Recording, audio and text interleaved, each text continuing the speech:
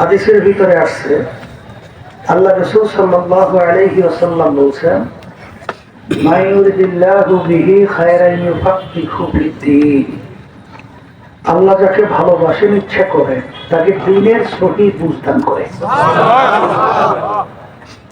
পাশে একটা কথা মনে রাখা লাগবে, হেদায়েত কিন্তু কোনো পীরের হাতে নাই। বলেন, হেদায়েত কোনো পীরের হাতে নাই, কোন দলের নেতা নেত্রীর হাতেও হেদায়েত নাই, কোন উস্তাদ বা উস্তাদের হাতেও হেদায়েত নাই। হেদায়েত কার হাতে? আল্লাহর হাতে। অনেকে মনে করে পীরের কাছে মুরিদ হয়েছে, বাবার দরবারে আসা যাওয়া করে যথেষ্ট। পীর বা বাবা আমাদেরকে নাজাত করে জান্নাতের ব্যবস্থা করবে। সবাই মুখ খুলে বলে নাউজুবিল্লাহ। পীর তো ভালো কথা, পীরের বাবারও কারো ক্ষমতা নাই কাউকে নাজাত করে জান্নাতের ব্যবস্থা করবে। তো অনেকে বলতে পারে, হুজুর তাহলে পীর এর কাজটা কি? পীর একটা ফার্সি শব্দ, আরবিতে বলে মুরশিদ, আর বাংলা অর্থ হলো পথ প্রদর্শক। আপনি চিটাগাংয়ের রাস্তা চেনেন না, যে আপনাকে চিটাগাংয়ের রাস্তা দেখাবে সেই হলো পীর। ওই পথে চলা বা না চলার দায়িত্ব আপনার এবং আমার, আর মঞ্জিল মাকসুদে পৌঁছাবার মালিক হলো আল্লাহ। পীরের কাজ কি বলেন? পথ দেখাবে। কিসের পথ দেখাবে? কোরআন এবং হাদিসের রাস্তা দেখাবে। কথা ঠিক কি? এখন পীর বা কোনো মুরব্বী লাগছে না, পীর বা কোনো মুরব্বী বা কোনো উস্তাদ বা উস্তাদের উস্তাদ, তাদের নিজের ব্যক্তিগত কোন পথ রাস্তা দেখাবার শক্তি কারো আছে? কেন নাই? তাও বোঝা লাগবে। আল্লাহ রাসূল সাল্লাল্লাহু আলাইহি ওয়াসাল্লাম প্রায় 1500 বছর আগে সাহাবায়ে কেরামদেরকে লক্ষ্য করে বলছিলেন, হে আমার সাহাবারা, তারাকতু ফীকুম আমরাইন লাম তাদিল্লু মা তামাসসাকতুম বিহিমা কিতাবাল্লাহ ওয়া সুন্নাত রাসূল। আল্লাহ রাসূল সাল্লাল্লাহু আলাইহি ওয়াসাল্লাম বলেন, হে আমার সাহাবারা, কিয়ামত পর্যন্ত উম্মতেরা, আমি রাসূল তো তোমাদের মাঝে চিরজীবন থাকবো না, তোমরা পথ চলবে কিভাবে? কোনটা জাহান্নামের রাস্তা, কোনটা জান্নাতের রাস্তা, কোনটা করতে হবে, কোনটা ধরতে হবে, কোনটা ছাড়তে হবে, এটা জানবা কিভাবে? তোমাদের কাছে আমি দুইটা জিনিস রেখে গেলাম। কয়টা? বলে একটা হলো কোরআনুল কারীম, আল্লাহর কিতাব, আর একটা হলো সুন্নাহ। কথা ঠিক নেবে? এক কথায়, যেই পীর বা যেই মুরব্বী আপনাকে আমাকে কোরআন এবং হাদিস অনুযায়ী পথ দেখাবে, সেই পীর বা সেই মুরব্বীর কথা আমরা মানব। আর কোরআন এবং হাদিসের বাহিরে সে যে হোক না কেন, বাপ মাও যদি হয়, কোরআন এবং হাদিসের বাহিরে আপনাকে আমাকে রাস্তা দেখায়, কারো কথা মানা যাবে না। তাহলে পীরের কাজ কি বলেন? কোরআন এবং হাদিস অনুযায়ী পথ দেখানো। ওই পথে চলা বা না চলার দায়িত্ব আপনার এবং আমার। আর উদ্দেশ্যে পৌঁছবার মালিক কে? ওটা ঠিক না? আমার ভাইদেরকে বলো, পর্দারে মা বোনদেরকে বলবো, শোনেন, অনেকে তো বলে পীর মুরিদি শিরক। আছে না? একজন আছে না? বলে এই আল্লাহ শিরক কাকে বলে এটা তো বোঝা লাগবে। কথা ঠিক না? কোরআন এবং হাদিসের বাহিরে আমার আব্বাজান রহমাতুল্লাহি আলাইহি বলতেন, আপনাদেরকে যদি আমি পথ দেখাই বা করার জন্য বলি, চরমনাই মুজাহিদদের পুরাণ মনে থাকার কথা, তখন আপনাদের দায়িত্ব কর্তব্য হলো যে চরমনাই থেকে আমাদের থেকে এখান থেকে সইয়ে যাওয়া আপনাদের জন্য ওয়াজিব হোক। কথা শোনা তো দূরের কথা, আপনাদের জন্য ভাগা ওয়াজিব। যেটা বলেন, কথা ঠিক। অনেকে আবার বলে, হুজুর আপনারা যে বিভিন্ন সময় বলেন যে রশিদ আহমদ গঙ্গী রহমতুল্লাহি আলাইহি, এই হাজী ইমদাদুল্লাহ মুহাজ্জির মুকিব রহমতুল্লাহি আলাইহি, আশরাফ আলী হাকিমুল মোহাম্মদ থানভী রহমতুল্লাহি আলাইহি, এই আব্দুল কুদ্দুস গঙ্গী রহমতুল্লাহি আলাইহি, এই যে বড় বড় আল্লাহ কুতুবের আছে, এরা জাহাজে করে আপনাদেরকে বেহেশতে নিয়ে যাবে, এরকম হয় না? এই জন্য বলে কথা ঠিক যাবে। শোনেন, আসলে বোঝারও অসুবিধা আর হয়তো আমাদের বলার অসুবিধা, কথা ঠিক যাবে। এই আল্লাহর বান্দা যেমন নাকি কিতাবের ভিতরে পড়ছে জায়েদ কাল আসহাব, জায়েদ বাঘের মতো। এর অর্থ কি? জায়েদ কি বাঘ হয়ে গেছে? কথা না, তার সুজাআত, তার শক্তি, তার বীরত্ব বোঝাবার জন্য একটা উদাহরণ দেওয়া। এখানে বড় বড় আল্লাহর কুতুবদের কথা বলা হয় এই জন্য, আল্লাহ রাব্বুল আলামিন কোরআনের ভিতরে আছে, হাদিসের ভিতরে আছে, কিয়ামতের ময়দানে আল্লাহর খাস বান্দাদেরকে সুপারিশের সুযোগ দেবে, ক্ষমতা দান করবে। কথা বোঝেন না?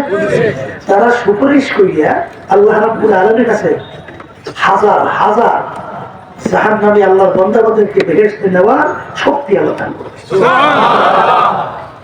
এই জন্য বলা হয় যে জাহাজের সঙ্গে তুলনা মানে কি, সে জাহাজ হয়ে গেছে। হ্যাঁ, এর অর্থ কি? একটা জাহাজে যেরকম নাকি হাজার হাজার মানুষ উঠে তার গন্তব্য বুঝতে পারে, এরকমই আল্লাহর খাস বান্দাদের সুপারিশে আল্লাহ রাব্বুল আলামিন এদেরকে মাফ করে জান্নাতে দিয়ে দেবে। কথা ঠিক না? আল্লাহ রাসূল সাল্লাল্লাহু আলাইহি ওয়াসাল্লাম কিয়ামতের ময়দানে সিজদা করবেন, রব্বুল আলামিন বলবেন হাবিব আপনি সিজদা করে কাঁদছেন, কি ব্যাপার, উঠান, মাথা উঠান। রব্বুল আলামিন যে কায়দায় জাহান্নাম আসতেছে, আমার উম্মাহ যদি খাইয়ে ফেলে, আমি রাসূল ইজ্জতের জালালের কসম করে তোমার বললাম বেহেশতে আমি যাবো না। বলে মাথা উঠান, আপনি যা বলবেন তাই শুনবো, আপনি সুপারিশ করবেন, আপনার সুপারিশ গ্রহণ করবো। ঠিক না? এইরকম ভাবে এইটাকে ঘুরাইয়া এক শ্রেণীর মানুষকে বিভ্রান্ত করার জন্য বলে জাহাজ ওরে কপাল পড়া না, এই টিটকারি মানুষের আজকে বাংলাদেশে নাস্তিকে গেছে ভোটিয়া। আজকে বাংলাদেশ 92% মতো মুসলমান বসবাস, সেই দেশের মধ্যে আজকে শিক্ষা সিলেবাসের ভিতরে ক্লাস 1 থেকে শুরু করে এমএ ক্লাস পর্যন্ত কোথায় ইসলামী দিনী শিক্ষা আছে? কোথায় আল্লাহ রাসূল তার পরিচয় আছে? কোথায় সাহাবায়ে কেরামদের পরিচয় আছে? কোথায় আল্লাহর পরিচয় আছে? নামাজ কয় রাকাত ফরজ, কয় ওয়াক্ত ফরজ, কিভাবে ওযুর ভিতরে কয়টা ফরজ, এগুলো কোনো জায়গায় শিখায়? কথা বল না। মানুষদেরকে শিখায়, মানুষকে আপনি বানর থেকে সৃষ্টি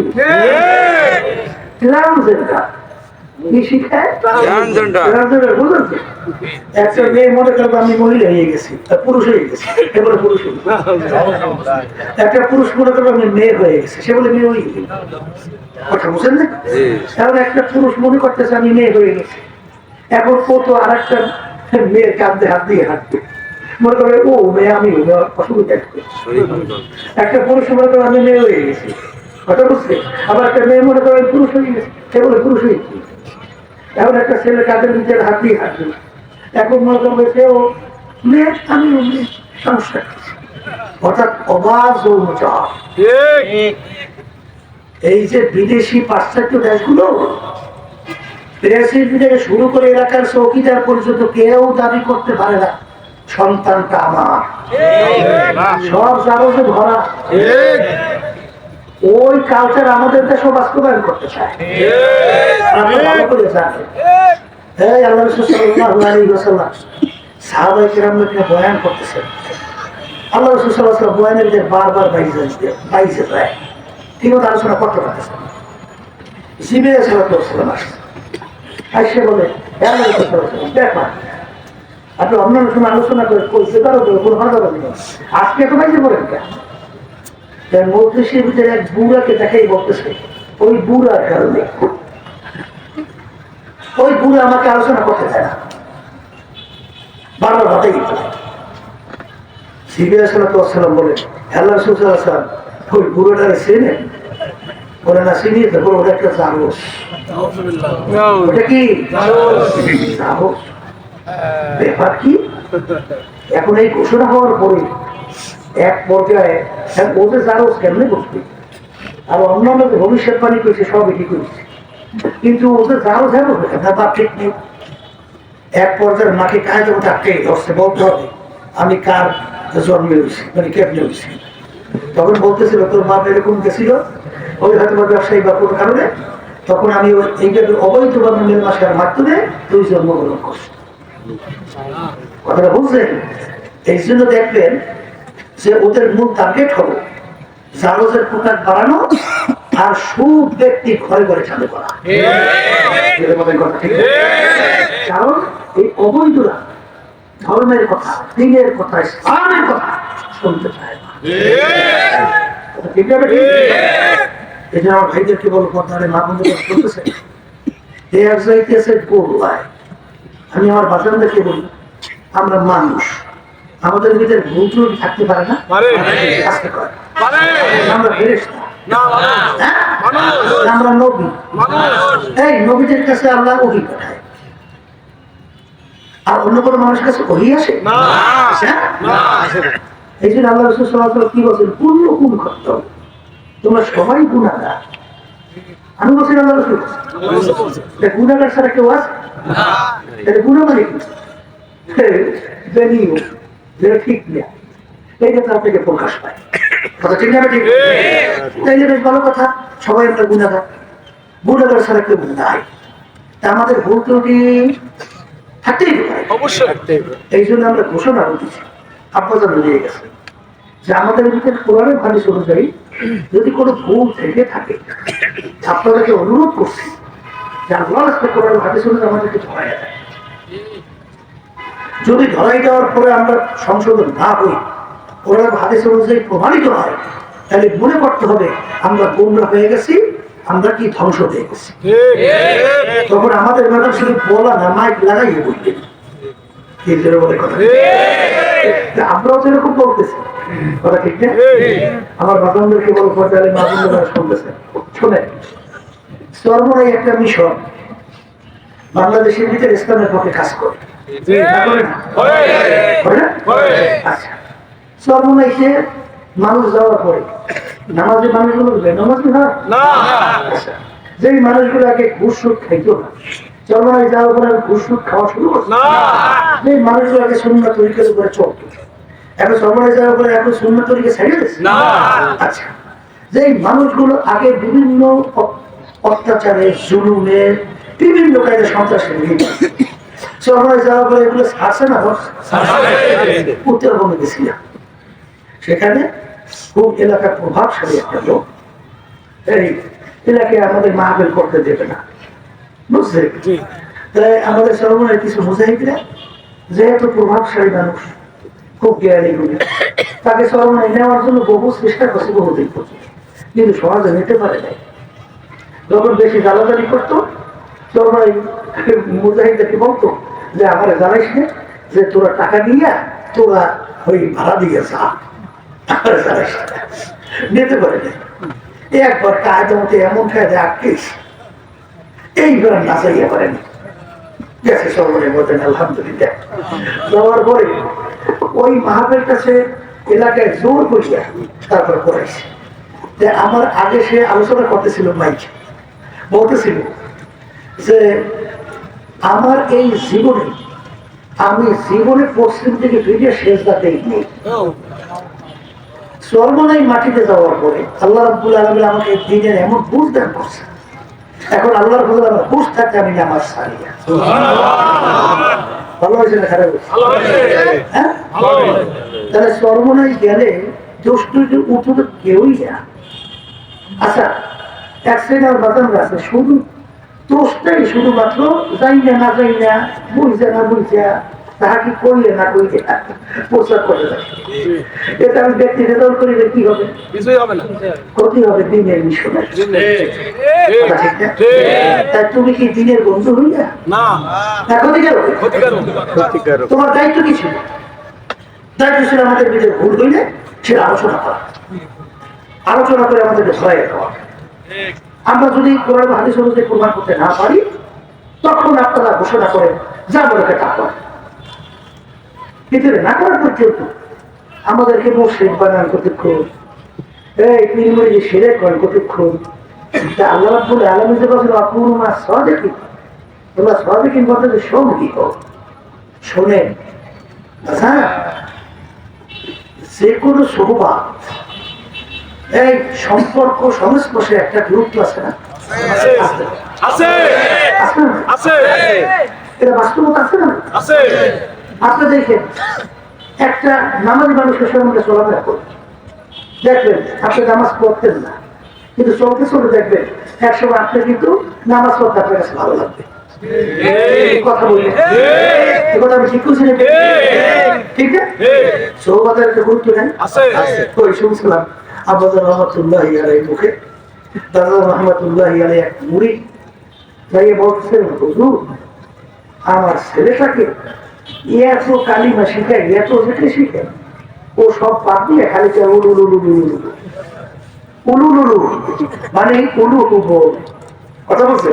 ওই যে মাগরিবের সময় ওই হিন্দু মহিলারা ওদের ধর্মীয় উলুলু করে না, ওই বাচ্চা খেলে উলুলু করে। আমি কি করবো? বলে আপনি ঘর করছেন কোন জায়গায়? বলে হুজুর হিন্দু বাড়ির পাশে। হিন্দু বাড়ির পাশে করছেন, আপনার বাচ্চা তো উলুলুলু শোনে, সে তো আর জেকে শুনে না, আপনারা শব্দ শুনে, যার কারণে ওই বাচ্চা তো উলুলুই খুঁজবে। আপনি ওখান থেকে ঘর সরাইয়া যেখান থেকে আল্লাহ জেকে শোনা যায়, যেখান থেকে আল্লাহ শোনা যায়, যেখানে আল্লাহ অলিদের সোহবাত পাওয়া যায়, সেখানে নিয়ে ঘর করে। সে ওখান থেকে ঘর নিয়ে ওই ওই জায়গায় ঘর বানানোর পরে, কারণ কিছুদিন পরেই ওই বাচ্চা এখন জেকের করে লা ইলাহা ইল্লাল্লাহ, লা ইলাহা ইল্লাল্লাহ, লা ইলাহা ইল্লাল্লাহ, মুহাম্মাদুর রাসূলুল্লাহ।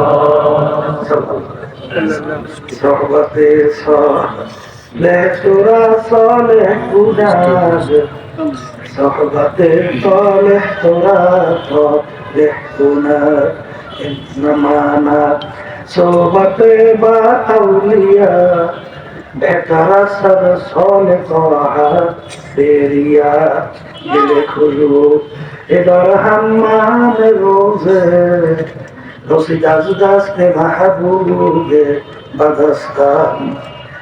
মাটির চাকা, তার থেকে ঘেরানো এসেছে গোলাপ ফুলে।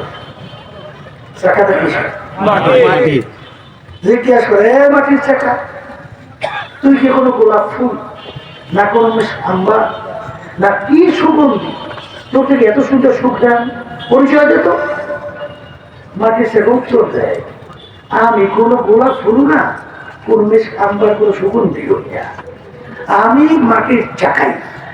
তার চোখ থেকে এত সুন্দর ঘেরা আসে, আমি সেই জায়গায় ছিলাম, একটা গোলাপ ফুল ফুইটে আমার সঙ্গে লাগিয়ে দিয়েছি। ওই গোলাপ ফুলের ঘেরা আমার ভিতরে ঢুকতে ঢুকতে এখন আমি সাধারণ মাটির চাকা দেখি, এখন আমি গোলাপ ফুলে করে দিচ্ছি। এগুলো করে পেয়েছি, হ্যাঁ, তাহলে একটা মাটির চাকা গোলাপ ফুলের সংস্পর্শে থাকায় যদি তাতে গোলাপ ফুল ঘেরান আসে, একটা মানুষ যদি নামাজি মানুষের সঙ্গে জড়াই থাকে, সে একটা নামাজি হইতে পারে না? হ্যাঁ, সত্যবাদীর সঙ্গে যদি একটা লোক জড়াই থাকে, সত্যবাদী হইতে পারে না? একটা জাকিরের সঙ্গে যদি একটা মানুষ জড়াই থাকে, জাকির হইতে পারে না? আর এটা কি আমার হুকুম না? হ্যাঁ, শোনেন আল্লাহর বান্দা, এইটা কিন্তু বোঝ বাড়ছে কিস, এগুলো যদি এত বোঝা বাড়ছে কিস। হামজা রাদিয়াল্লাহু তাআলার নাম শুনছে, তারা বলে কুইয়া রওনা করছে রাস্তা দিয়ে।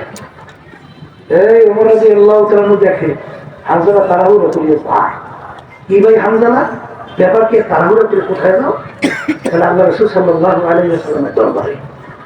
কেন? কারণ আমি হামজা তো মুনাফিক হয়ে গেছি। কে ভাই তুমি মুনাফিক হয়ে কি করবে? ফলে আমি যখন আল্লাহ রাসূল সাল্লাল্লাহু আলাইহি ওয়াসাল্লামের সুহবতে থাকি, তার সংস্পর্শে থাকি, তার মজলিসে থাকি, তখন আমার ভিতরে যে তেলের অবস্থান থাকে, কিন্তু যখন আমি বাড়িতে রাস্তাঘাটে বাজারে যাই, তখন আমার তেলের এই অবস্থান আর থাকে না। তা আল্লাহ রাসূলের কাছে থাকলে এক অবস্থা, বাহিরে গেলে এক অবস্থা, এইটা মুনাফিক চরিত্র না। এই জন্য আমি শিখেছি মুনাফিক হয়েছি, আল্লাহ রসুলের কাছে বলার জন্য শিখতেছি। উমর রাদিয়াল্লাহু তাআলা বলেন যে ভাই হামজা না, এতে যদি তুমি মুনাফিক হও তাহলে আমিও মুনাফিক হই, আমার একই অবস্থা। চলো তো আমরা একা চাই, দুজন গেছে। আল্লাহ রাসূল সাল্লাল্লাহু আলাইহি ওয়াসাল্লাম মিসকি মিসকি দেখে হাসতে আছে। হামজা বাবু হাসছো কেন? আল্লাহ রাসূল সাল্লাল্লাহু আলাইহি ওয়াসাল্লাম আমরা মুনাফিক হই। কেন মুনাফিক হই? হুজুর আপনার সামনে থাকলে যে আমাদের দিলের হালাত থাকে, বাহিরে গেলে এই হালাত থাকে না। এখন বাইরে এক অবস্থা, আপনার সামনে এক অবস্থা, দ্বিতীয় বিভিন্ন অবস্থা না। এই যে বলে এতে তো মুনাফিক বলে তাকে বলে আমার সামনে থাকা অবস্থায় তোমাদের যে দিলের হালাত থাকে, অবস্থান থাকে, যা সব সময় যদি থাকতো তাহলে ফেরেশতারা রাস্তায় তোমাদের পায়ের সে পাঠাবে। সে কি বলছে? তাহলে সোহবতের গুরুত্ব আছে নাই? শোনেন, রুমি রহমতুল্লাহ জালালউদ্দিন রুমি বিশ্ববিখ্যাত আলেম ছিল। তার অসংখ্য কিতাব লেখা, বুঝলেন? তিনি বলতেছেন খোদ বা খোদ মাওলানা রুমির আসর তা গোলামে শামসুদ্দিন নাসর। আমি রুমি ততক্ষণ পর্যন্ত রুমি হতে পারি নাই যতক্ষণ শামসুদ্দিন সাগরেদ হইতে পারি না। তাহলে কি সোহবতের গুণ আছে না? আছে না?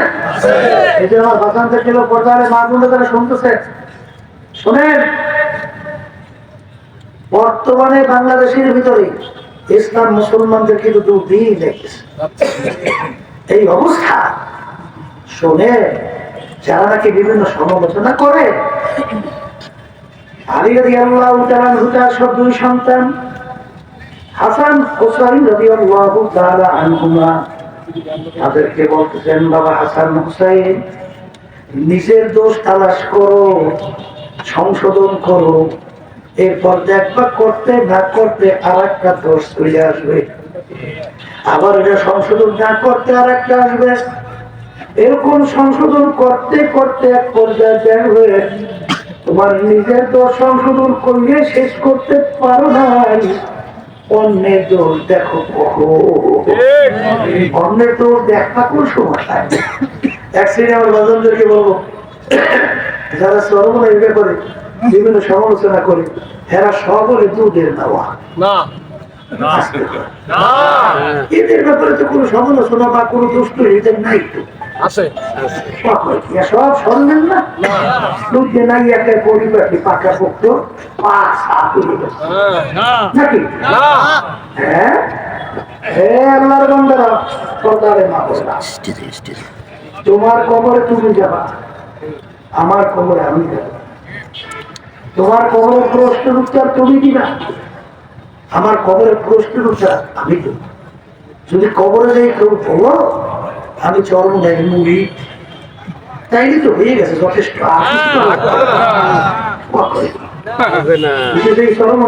পরিচয় কোনো কাজ হবে না, খবরে কোনো কাজ নেই।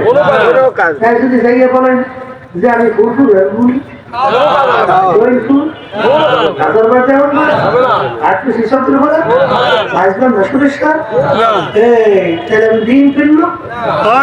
আমি জামাত ইসলামের লোক, আমি আওয়ামী লীগের লোক, এই যে কইলে কবর একটা ধারা কাছে বলতে এইটা করলে কবর একটা ঘুষে ঘুষে চলবে না, হ্যাঁ চলবে না। ও কবর হলো জনভূমি নেই, টাকার গরম ক্ষমতার গরম কবরের প্রশ্ন কয়টা? এক নম্বর মান, দ্বিতীয় নম্বর অমান, 3 নম্বর অমান নাবি। এই 3 প্রশ্নের মধ্যে কোথায় কি পাইছে তুমি সর্বনাই কিনে আসতে করে তুমি আত্মকে শুরু সনাতন জামাত ইসলাম অমুক তমুক সমুক পাইছে, তুমি কোন বংশে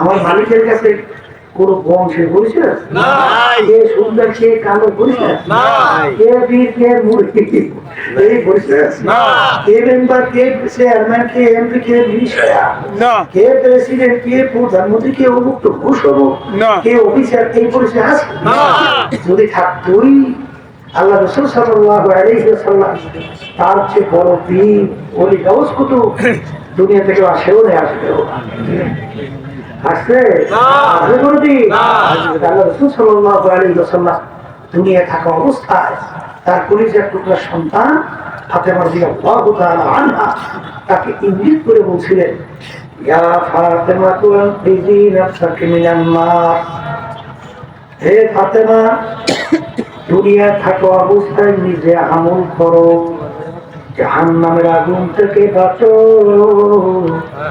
এরপরে অন্ধকার কবরে যাইয়া শো ও ফাতেমা কবরে যদি এই পরিচয় দাও আমি আখিরি জামানা নবীর মেয়ে আল্লাহ রাসূল সাল্লাল্লাহু আলাইহি ওয়াসাল্লাম বলেন ফাতেমা এই পরিচয় কবরে কোনো কাজ হবে না আল্লাহ রাসূল সাল্লাল্লাহু আলাইহি ওয়াসাল্লাম তার মেয়ের ব্যাপারে কবরে কোনো নাজাতের গ্যারান্টি যদি দিতে না পারে এমন কোন পীর এমন কোন দল এমন কোন নেতা দেখে এমন কোন উস্তাদদের ওসলে এমন কোন বংশ আছে যে কবরে নাজাতের গ্যারান্টি দিতে পারবে আরেকটু আসতে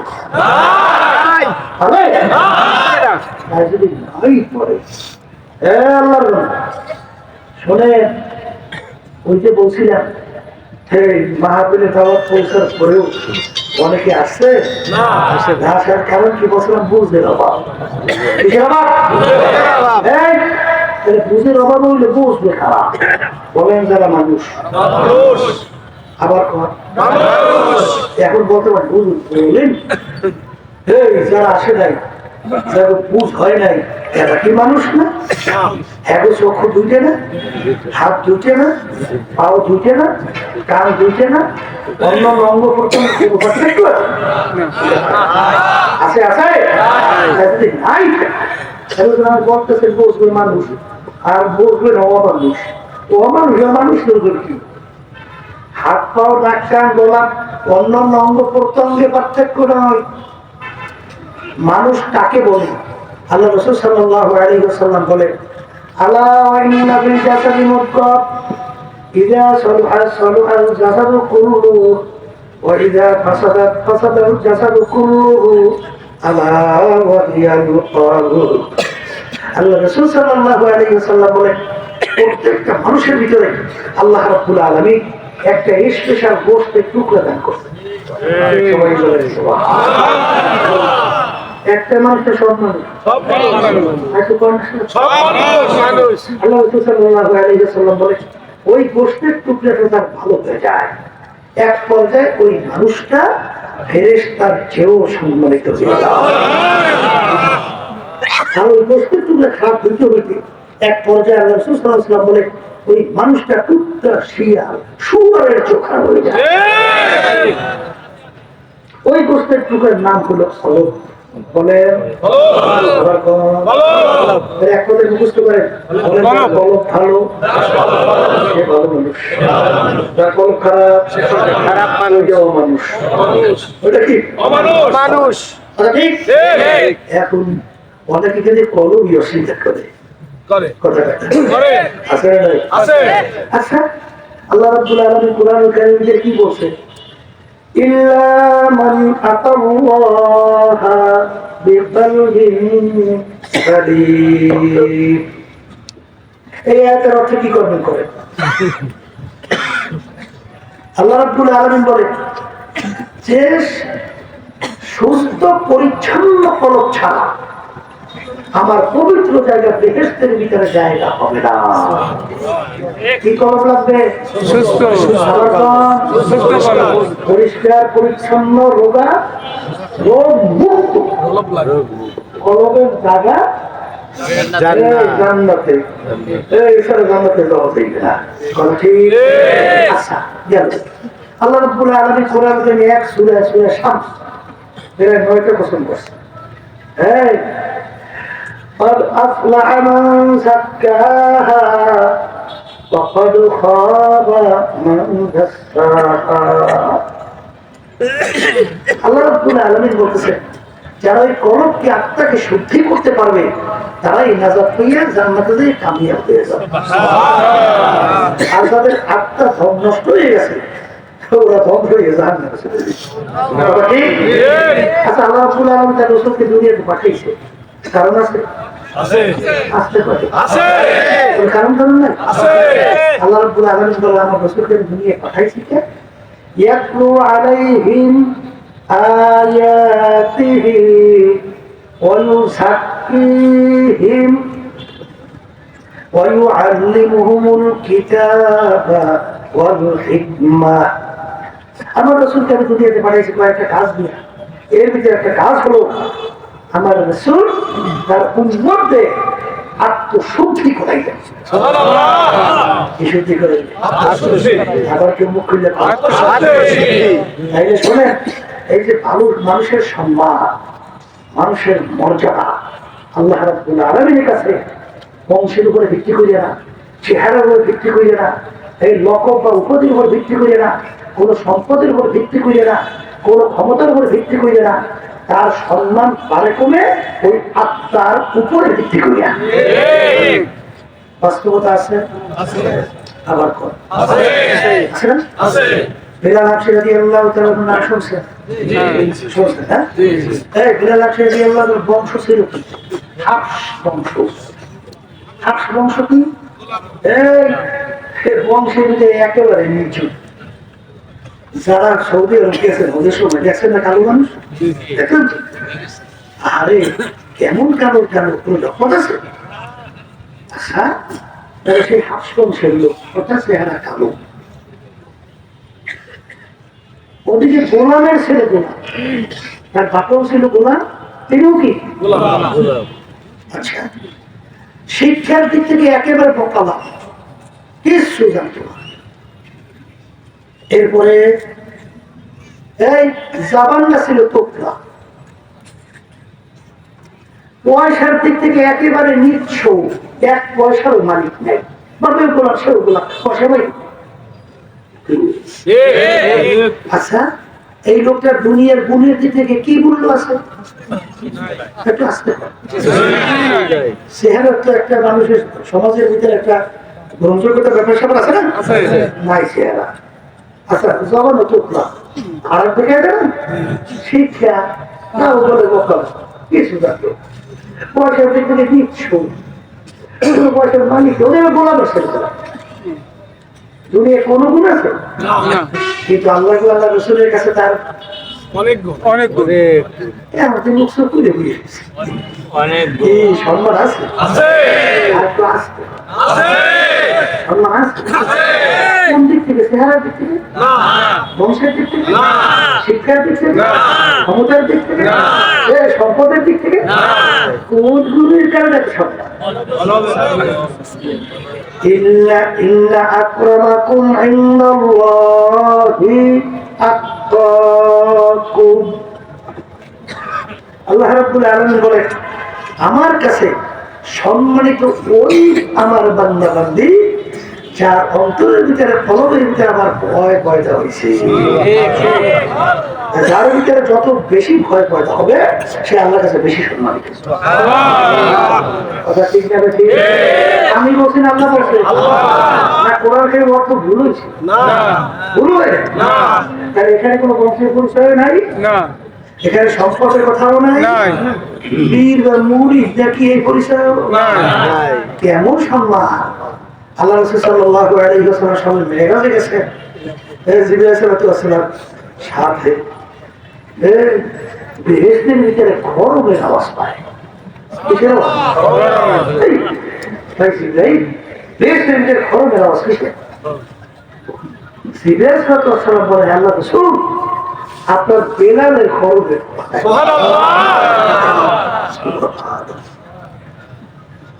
আল্লাহ রাসূল সাল্লাল্লাহু আলাইহি ওয়াসাল্লামের আগে কেউ বেহেশতে ঢুকতে পারবে না।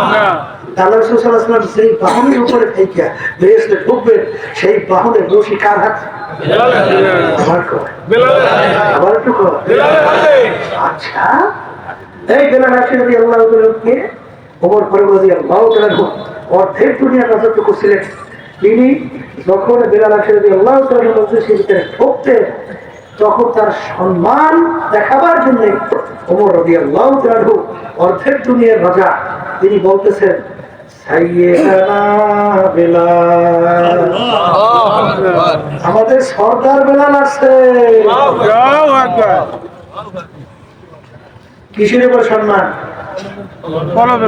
আসতে কথা কিসের উপরে? হ্যাঁ শোনেন না ঘটনা, আল্লাহ রাসূল সাল্লাল্লাহু আলাইহি ওয়াসাল্লাম তাকে মহব্বত করিয়া মসজিদে নববীর মুয়াজ্জিন বানাইছে। শুনছেন না? শোনেন না? আচ্ছা মুয়াজ্জিন কারে আল্লাহ রাসূল যে মসজিদের ইমাম মহব্বত না করলে আরে মুয়াজ্জিন বানাইছে না? আসতে কথা না। আচ্ছা তাকে মুয়াজ্জিন বানাইছে। এখন সাহাবায়ে কেরাম একদিন বলে কি আল্লাহ রাসূল এশার নামাজের পর আলোচনা করছে যে যেই মসজিদে ইমাম মারতে সেই মসজিদে একজন উঁচু শিক্ষিত বড় বংশের সুশিক্ষিত একটু ভালো এইরকম একজন মুয়াজ্জিন নিযুক্ত করলে ভালো হয়। সাহাবায়ে কেরাম সিদ্ধান্ত নিয়েছে। আল্লাহ রাসূল সাল্লাল্লাহু আলাইহি ওয়াসাল্লাম কি কইবে? সাহাবায়ে কেরাম বলছে কারণ এশার নামাজের পর ডাকতে বলে বেলাল তুমি আগামী দিন ফজরের আযান আর দিও না, নতুন মুয়াজ্জিন আযান দেবে। সিদ্ধান্ত শুনে গেছে।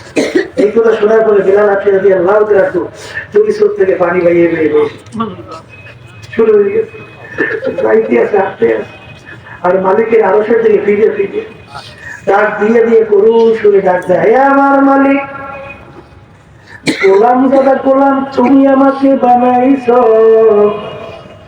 চেহারার দিক থেকে কালো তাও তুমি আমাকে বানাইলা, বংশের দিক থেকে নিচু তাও তো তুমি আমাকে বানাইছো, জাবানটা তোতলা তাও তুমি আমাকে বানাইছো, অর্থের দিক থেকে নিচ্ছ, একেবারে শিক্ষার দিক থেকে বকালা, সব বানাইছো তুমি। আর তোমার হাবিবের মাসজিদের মুয়াজ্জিনের বরকত থেকে মাহরুম হইলাম আমি। আমার মালিক এই ব্যথা আমি কেমনে সহ্য করব? বেলাল রাদিয়াল্লাহু তাআলা কান্দনে মাওলার রহমতে দরিয়ে জোশ হয়ে গেছে। পরদিন ফজরের সময় নতুন মুয়াজ্জিন মসজিদে নববীর ভিতরে আযান দেয়। সাহাবায়ে কেরাম খুশিতে খুশিতে মসজিদে আসে। আল্লাহর নবী মিম্বারে বসা, সাহাবায়ে কেরামরা বসা। আল্লাহ রাসূল সাল্লাল্লাহু আলাইহি ওয়াসাল্লাম বলে একটু অন্ধকার পরিষ্কার হবে, ফজরের নামাজ আদায় করব। সময়ের পর সময় যায়, অন্ধকার পরিষ্কার হয় না। আল্লাহ নবীর চেহারা মোবারক বিবরণ ব্যাপার কি? জিবরাইল আলাইহিস সালাম আসলেন। আল্লাহ রাসূল জিজ্ঞাসা ভাই জিবরাইল অন্ধকার কেন পরিষ্কার হয় না? জিবরাইল আলাইহিস সালাম বলে আল্লাহর রাসূল আপনার মসজিদে আজকে কেন ফজরের আযান হয় নাই? কিসের আযান হয় না? আল্লাহ রাসূল বলেন ভাই জিবরাইল তুমি কি বলো, অন্যান্য সময় চেয়ে আজকে তো আরো সুন্দর ভাবে আযান হয়েছে, তুমি কি বলো আযান হয় নাই? আল্লাহ রাসূল প্রতিদিন আপনার এই মসজিদের আযান আমার মাওলার আরশ থেকে শোনা যায়, আজকে আপনার এই মসজিদের আযান আমার মালিকের আরশে পৌঁছে না। তাড়াতাড়ি বেলালকে নিয়ে এসে আযান দেওয়া। বেলাল আযান না দেওয়া পর্যন্ত অন্ধকার পরিষ্কার হবে না। আগে আরশে আল্লাহু বেলালি নারাহি अलसफा तो रह गया है यकीन तलकीन गज़ाली ना रही। ए दुनियार পাগলের বাবার পর্দার মা বোনেরা এখনো মসজিদের মাইকে মিনারের ভিতরে আজান হয়, রাস্তার মোড়ে মোড়ে মসজিদের অভাব নাই, মুয়াজ্জিন আজান দিতে আছে, কিন্তু বেলাল রাদিয়াল্লাহু তাআলা আনহু তার আজানের ভিতরে যে রূহ ছিল, সেই রূহ তো এখন আজানের ভিতরে পাওয়া যায় না। পীর মুরিদ তো চলছে, কিন্তু ইমাম গজ্জালী রাহমাতুল্লাহি আলাইহি তার পীর মুরিদি, তাদের পীর মুরিদের মধ্যে যে রুহানিয়াত ছিল, সেই রুহানিয়াত তো এখন আর পাওয়া যায় না। আমার ভাইদেরকে বলবো, পর্দারে মা বোনদেরকে বলবো, যারা মানুষ তারা বুঝবে, যাদের কপাল ভালো তারা বুঝবে, যাদের কলম ভালো তারা বুঝবে, আর যাদের কপাল কলমের ভিতরে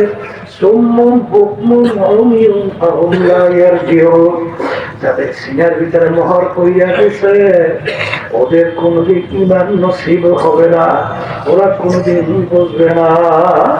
এই জন্য আমার ভাইদেরকে বলবো, পর্দারে মা বোনদেরকে বলবো, এই মাহফিল বুঝের জন্য যারা মানুষ তারা বুঝবে, আর যারা সুরাতে মানুষ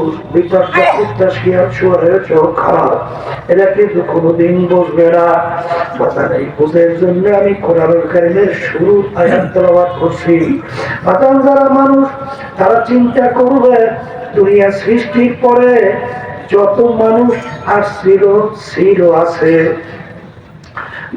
কত দার্শনিক, কত বৈজ্ঞানিক, কত পান্ডিত দুনিয়া থেকে বিদায় হয়ে গেল।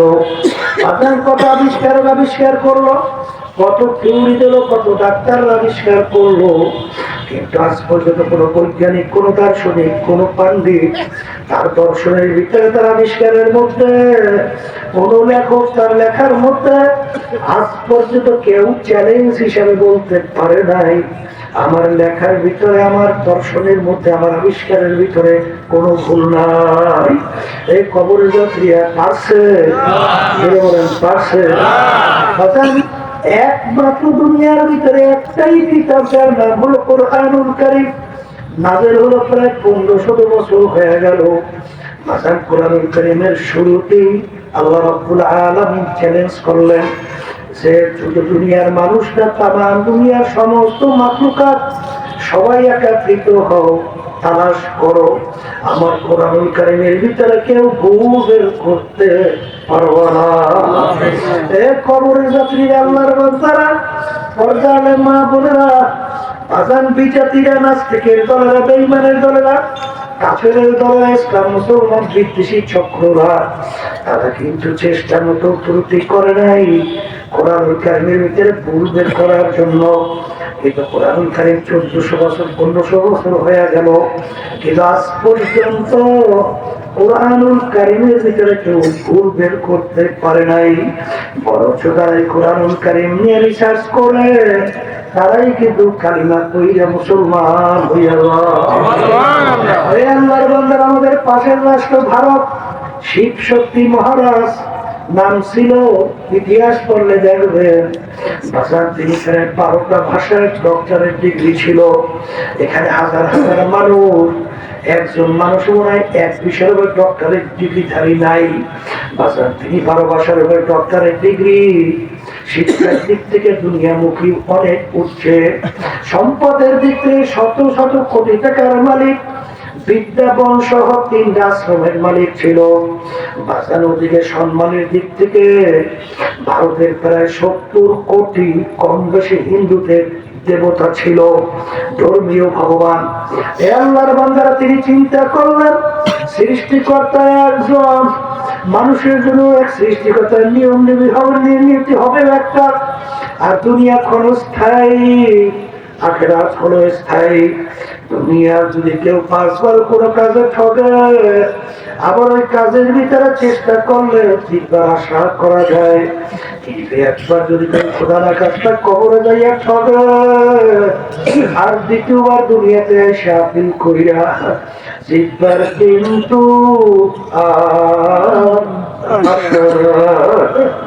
এই চিন্তা করে তিনি চিন্তা করলে আসলে সৃষ্টিকর্তার নিয়ম কোনটা আমার তালাশ করে বের করা লাগবে। তিনি তামাম দুনিয়ার মধ্যে সৃষ্টিকর্তার 104 কিতাব, আসমানি কিতাবের সংখ্যা প্রায় 104 কিতাব। এর ভিতরে উল্লেখযোগ্য 4 কিতাব কোরআন কারীম, তাওরাত, ইনজিল, জবুর। ওদের ধর্মীয় গ্রন্থ মহাভারত সহ, খ্রিস্টানদের বাইবেল সহ, ইনজিল, জবুর সহ সব নিয়ে রিসার্চ করলো।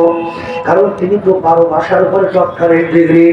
তিনি কোরআনুল কারীম নিয়ে রিসার্চ করলেন। এক পর্যায়ে তিনি দেখলেন দুনিয়ার ভিতরে একমাত্র সৃষ্টিকর্তার কিতাব, তার নাম হলো আল কোরআন। ধর্মের নাম হলো ইসলাম। তার কাছে প্রমাণিত হয়ে গেল, তার মুসলমান হওয়ার সিদ্ধান্ত হয়ে গেল। কিন্তু তার মুসলমান হওয়া কি এত সহজ? যে কোনো মুহূর্তে তার স্কুলে বুকে ঢুকবে, এইটাই স্বাভাবিক। অর্থাৎ জানের ভয়। সম্পদ থাকবে না, সব বাজেয়াপ্ত হবে, এই স্বাভাবিক। বাজার সম্মান থাকবে না, এমনকি স্ত্রী, আত্মীয় স্বজন, সন্তানও থাকবে না। জানের ভয়, সম্পদ যায়, সম্মান যায়। কিন্তু বাংলাদেশে এক শ্রেণী আমার বাবারা, পর্দার আড়ালের মা বোনেরা, আজকে সম্পদের জন্য, সম্মানের জন্য, চাকরির জন্য, দলের জন্য, দলের নেতা নেত্রীর জন্য আল্লাহ এবং আল্লাহ রাসূলের হুকুমের বিরুদ্ধাচরণ কইরা বিভিন্ন হারামের ভিতরে লিপ্ত হয়। রব্বুল আলামিন বলে, আহাল্লাল্লাহুল বাইআ ওয়া হারামার রিবা। আমি ঘুষকে, সুদকে হারাম ঘোষণা করলাম, আর ব্যবসাকে আমি হালাল ঘোষণা করলাম। এক শ্রেণী আমার বাজানরা ইমানদার দাবি করে, মুসলমান দাবি করে, মুসলমান দাবি কইরা ঘুষ খায়, সুদ খায়। আল্লাহ রাসূল সাল্লাল্লাহু আলাইহি ওয়াসাল্লাম বলেন, সেই হারাম মালের দ্বারা রক্ত এবং গোশত তৈরি হবে, তার জায়গা জাহান্নাম ছাড়া হবে না। তুমি নামাজ পড়তে পড়তে কপালে দাগ পড়াতে পারো, তুমি তাহাজ্জুদের নামাজ পড়তে পারো, তুমি তাসবিহ 24 ঘন্টা মাওলার জিকির করতে পারো, কিন্তু সেই রক্ত এবং গোশত হারাম মালের দ্বারা তৈরি হবে, আল্লাহ রাসূল সাল্লাল্লাহু আলাইহি ওয়াসাল্লাম বলে, তার জায়গা জাহান্নাম ছাড়া হবে না। একদিন আমার বাজানরা কি বুঝে আল্লাহ ভালো জানে। হারে হারাম খাইয়া, ঘুষ খাইয়া, সুদ খাইয়া, ক্ষমতা সম্পন্ন দলের সঙ্গে জড়াইয়া, টেন্ডারবাজি, চাঁদাবাজি, সম্পদ লুট কইরা, বড় সম্পদের মালিক হইয়া, বিভিন্ন বাড়ি গাড়ি কইরা বুড়া বসে হজ করতে যায়।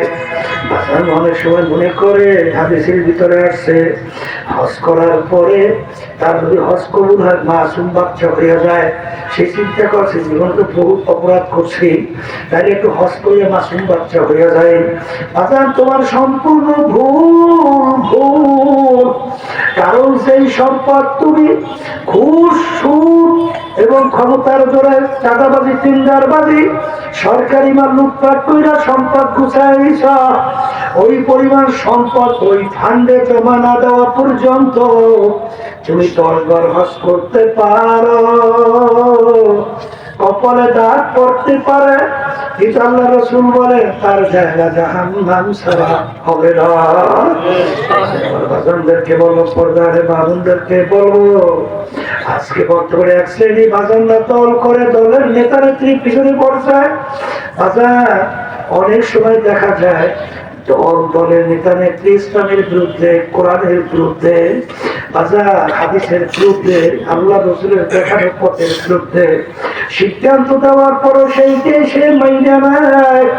হে আল্লাহর বান্দারা, ভালো করে জাইনা রাখো, আল্লাহ রাব্বুল আলামিন কোরআনুল কারীমের ভিতরে বলেন, ইয়াউমা নাদউ কুল্লা উনাসিন বিইমামিহিম।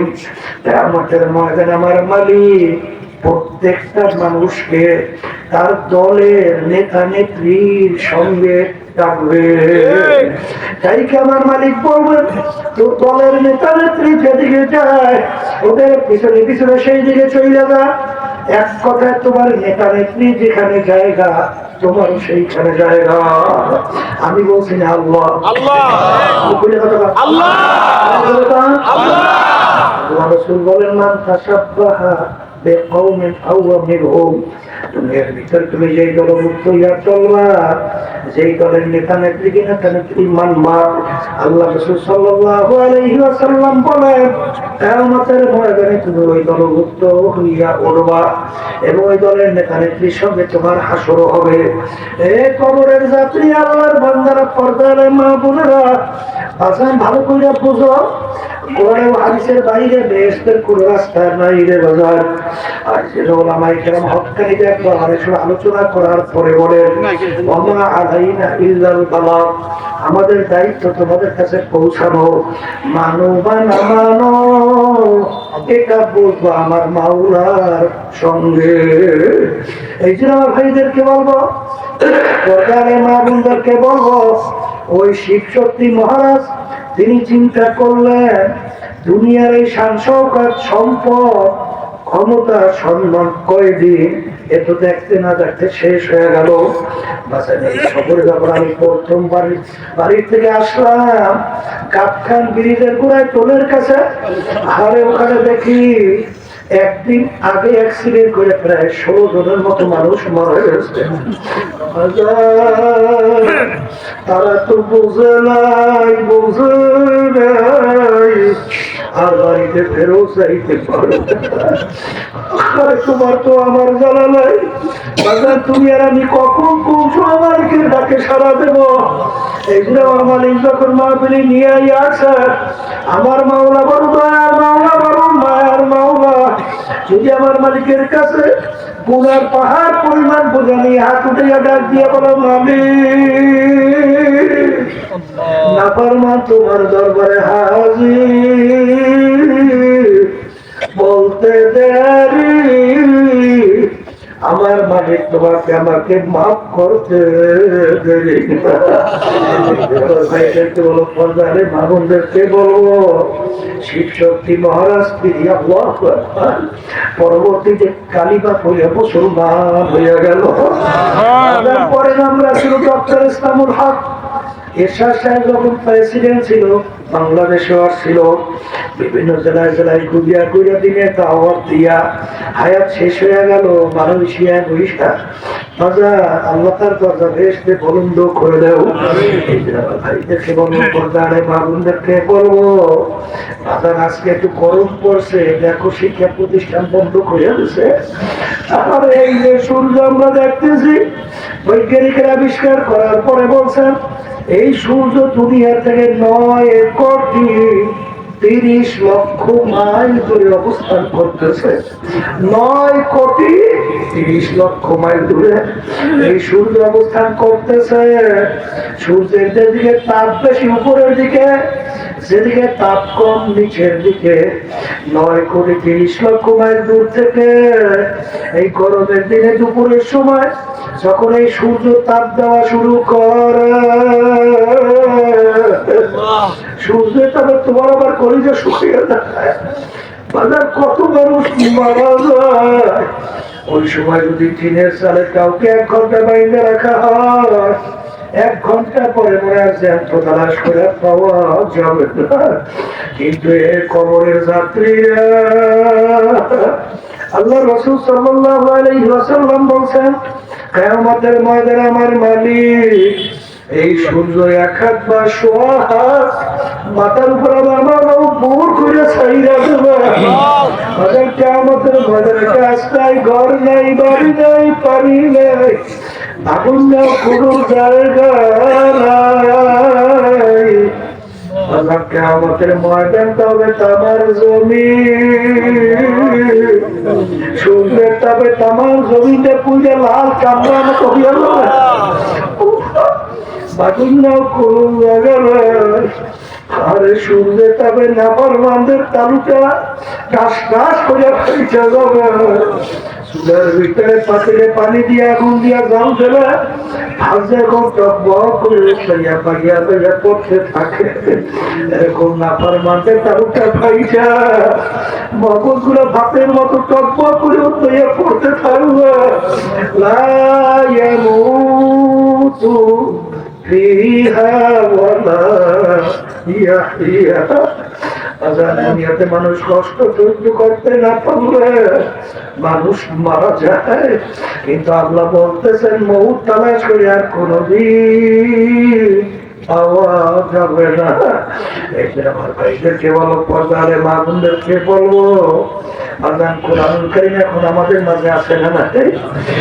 আল্লাহর বান্দা আছে না না? চ্যালেঞ্জের আয়াত এখন আছে না নাই? বাতান এখানে তো আপনারা আছেন, শুধু তাই না, তাম দুনিয়ার সমস্ত মানুষ, সমস্ত মাখলুকাত একাত্রিত হইয়া, সবাই একাত্রিত হইয়া পারলে কোরআনুল কারীমের মধ্যে একটা ভুল বের করে দেখাও। যদি দেখাইতে পারো, আমি আর নামাজ পড়বো না, রোজা রাখবো না, আর সুন্নাত তরিকায় চলবো না, হারাম হালাল তো মিশ্রা খাবো, চলবো না। কিন্তু বাজার চিন্তা ভাবনা কইরা দেখছি কোরআনুল কারীম কিন্তু সত্য। আর কোরআনুল কারীম যদি সত্য হয়, কোরআনুল কারীমের মধ্যে নাফরমান, এক কথায় ঘুষখোর, সুদখোর, জুলুমবাজ, মিথ্যাবাজ, বেনামাজি, বেপরদায় চলে না, সালেমদের ব্যাপারে আমার মালিক যে আযাব গজবের ঘোষণা দিয়েছে, ওই এক শ্রেণীর আযাব সহ্য করার শক্তি দুনিয়ার কোন মানুষের নাই। এই যে আমার ভাইদেরকে বলো, পর্দারে মা বোনদেরকে বলবো, আমি আপনাদের জন্য দোয়া করি, দোয়া চাই, মালিক যেন আমাদেরকে আর খাস বান্দা বানাইয়া, পর্দারে মা বোনদেরকে খাস বান্দি বানাইয়া, আল্লাহর ভয় কলবে পয়দা কইরা, চোখের পানি দিয়ে আল্লাহর হুকুম অনুযায়ী চইরা, আল্লাহর হাবিবের তরিকা অনুযায়ী চইরা দুনিয়া থেকে বিদায় নিয়ে কবরে যাওয়ার তৌফিক দান করে। আল্লাহুম্মা আমিন। এরপরে মেয়ে লোকের হাত উঠাও, আমার কথা মনে করো, তোর চোখের পানি পালাও, মালিকের দরবারে কান্না।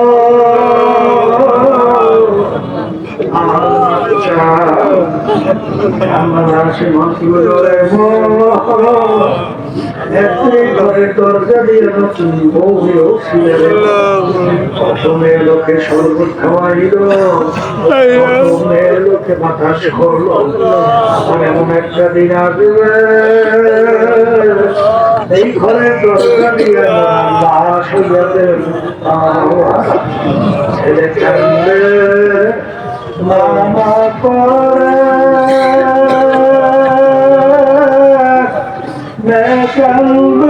মামা জবাব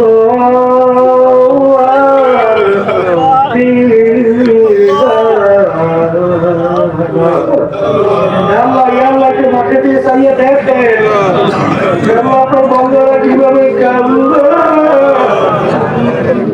আমাদের ছেলেও মরে না,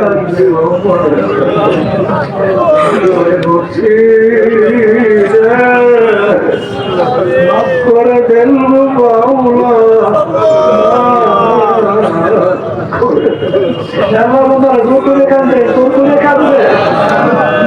চোখে পানি আসে না, চোখে পানি ছাড়া জাহান্নামের এরকম ঠান্ডা হবে না। সন্তান মারা গেলে চোখে পানি আসে,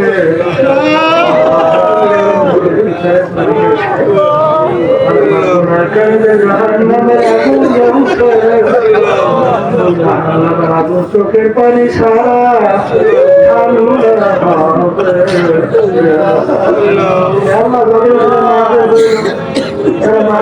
চেষ্টা করি সাহায্য করবো, আমাদের মাকে উপস্থিত হয়ে গেল, আমাদের সবাই কাজ মেহরবানি নজর করে আল্লাহ আমাদের হাত তুলছি, জানি না এই কার আম্মা কার অন্ধকার আমার তারিখে আমরা দোয়া করলাম তাদের কবরকে বেহেশতের বাগান আল্লাহ বিশেষ করে ফিলিস্তিনি মুসলমানদেরকে হেফাজত করে আল্লাহ ফিলিস্তিনি মুসলমানদের বিজয় দান করে ইসরায়েল জালেমরা এবং তাদের সহযোগিতা হেদায়েত দান আল্লাহ আপনাদেরকে ধ্বংস করে আল্লাহ অনেকে নিয়ে হাত করছে কি জানি না সবাই দিলেন আমাদের পুরো করে আল্লাহ অনেক প্রশাসনের ভাইরা অনেক সাংবাদিক ভাইরা অনেক এলাকার মুরব্বীরা যুবকরা আল্লাহ অনেক সহযোগিতা স্পেশাল আল্লাহ প্রশাসনের সবাই আল্লাহ আল্লাহ সবাইকে ছেলের একমাত্র আল্লাহ সব আপনার ছোট আমাদের কবুল করে সুবহান রাব্বিকা রাব্বিল ইজ্জাতি আম্মা ইয়াসিফুন সালামুন আলাল মুরসালিন আলহামদুলিল্লাহি রাব্বিল আলামিন